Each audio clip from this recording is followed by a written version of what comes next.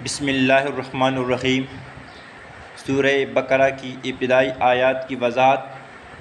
آیت نمبر 1، الف لام میم، یہ حروف مقطعات کہلاتے ہیں۔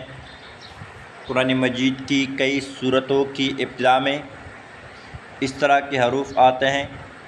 ان کا اصل مطلب اللہ تعالیٰ بہتر جانتے ہیں، لیکن یہ الفاظ اللہ کی قدرت اور قرآن کریم کی عظمت کو ظاہر کرتے ہیں۔ آیت نمبر 2، ذالک الکتاب لا ریب فیہ ھدی للمتقین۔ ترجمہ، یہ وہ کتاب ہے جس میں کوئی شک نہیں، یہ ہدایت ہے پرہیزگاروں کے لیے۔ وضاحت، اللہ تعالیٰ فرماتے ہیں کہ قرآن کریم ایک ایسی کتاب ہے جس میں کوئی شک و شبہ کی کوئی گنجائش نہیں۔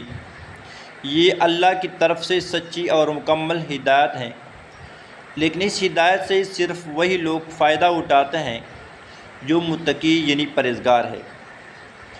پرہیزگار وہ لوگ ہیں جو برائیوں سے بچتے ہیں اور اللہ کی رضا کے مطابق زندگی گزارتے ہیں۔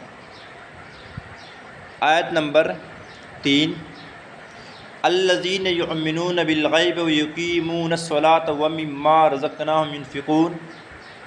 ترجمہ، جو لوگ غیب پر ایمان رکھتے ہیں، نماز قائم کرتے ہیں اور جو رزق ہم نے انہیں دیا ہے اس میں سے خرچ کرتے ہیں۔ وضاحت، متقی وہ لوگ ہیں جو ان چیزوں پر ایمان رکھتے ہیں جو نظر نہیں آتی، جیسے اللہ، فرشتے، جنت، جہنم اور قیامت وغیرہ۔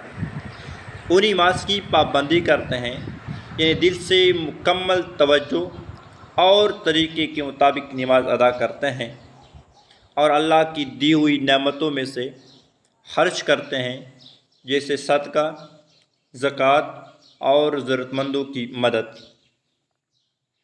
آیت نمبر 4، والذین یؤمنون بما انزل الیک وما انزل من قبلک وبالآخرۃ ھم یوقنون۔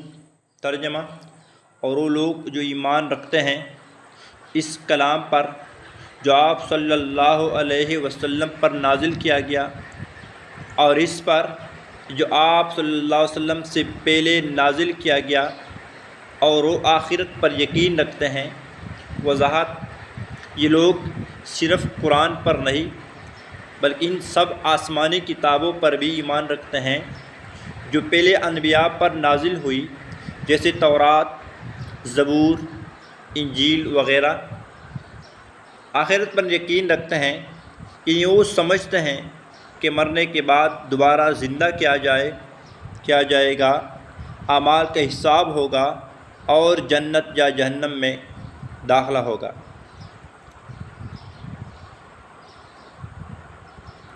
خلاصہ، یہ آیات قرآن مجید کی عظمت اور اس کی ہدایت کو بیان کرتی ہے۔